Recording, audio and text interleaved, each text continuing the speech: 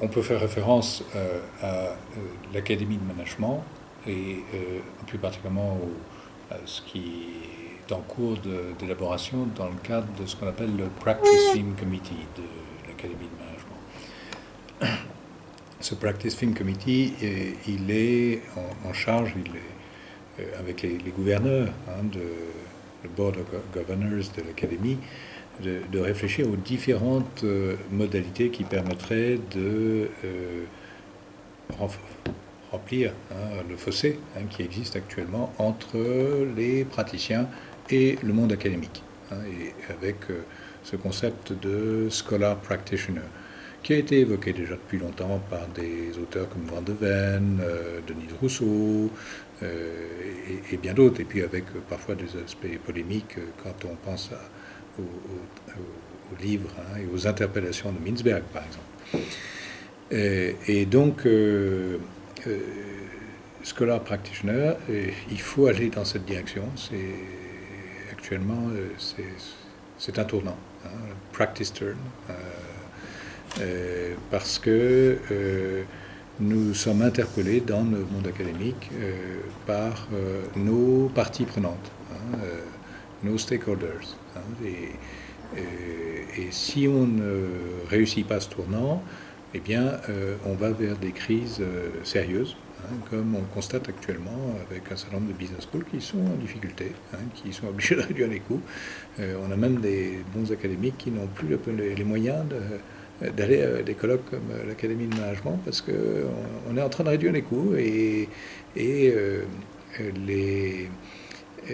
business model des business schools doit lui-même être un petit peu remis en cause.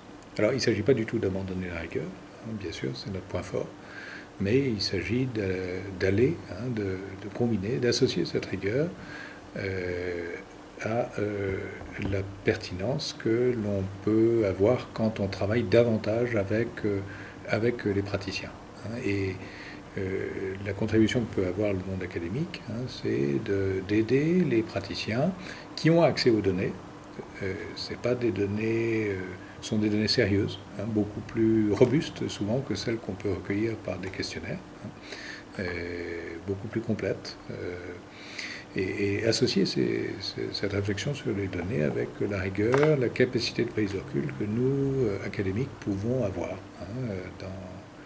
dans ce travail. Alors évidemment, il y a des résistances.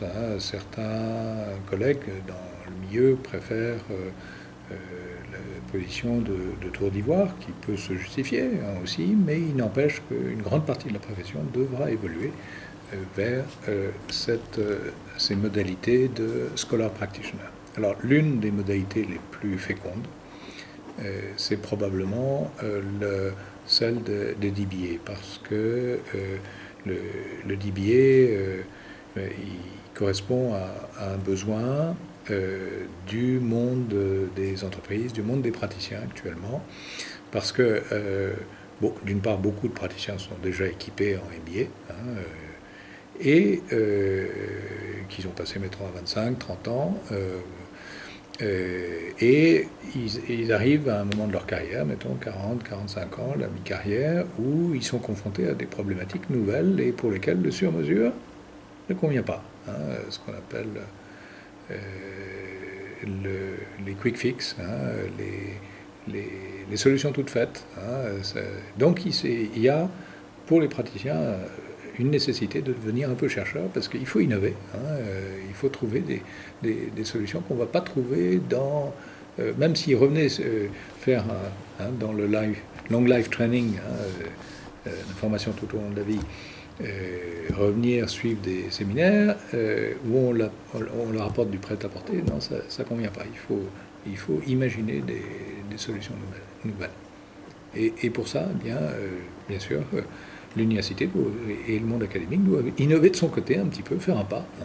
Et cette formule des DBA, bien sûr, ou des doctorats pour les praticiens, est une formule très intéressante. Alors, à l'Académie, par exemple, en 2014, il y a eu tout un symposium sur ce thème-là, avec plusieurs exemples qui ont été donnés. Il y a eu l'exemple de BSI, l'exemple de doctorat en Chine, le doctorat avec l'ISEOR à Lyon, et puis quelques DBA qui existent aux États-Unis. Et bien sûr, il y a des formes très variées. Le point commun, c'est la co-construction de connaissances, avec des règles du jeu, qui est éthique, des règles épistémologiques aussi, qui doivent être progressivement clarifiées, mais qui sont extrêmement nécessaires pour produire ce qu'on avait appelé des impacts. Quand on dit des impacts, c'est pas seulement les citations croisées, c'est ce qu'on appelle à l'académie, contribuer à a betterment of the world, c'est-à-dire contribuer à des améliorations pour l'ensemble des parties prenantes. Voilà. Et les parties prenantes, c'est pas seulement les dirigeants, c'est aussi les employés, les managers dans les entreprises, c'est le développement de l'emploi dans ces entreprises et organisations et la qualité de ces emplois. Voilà. Et évidemment aussi avec des problématiques qui peuvent être plus larges au niveau d'organisation, telles que des territoires, par exemple, et avec une responsabilité de la recherche en gestion sur des questions que les économistes, avec leurs outils trop macro, même quand ils disent qu'ils font le micro, ne savent pas bien aborder. Merci, professeur Marc Bonnet.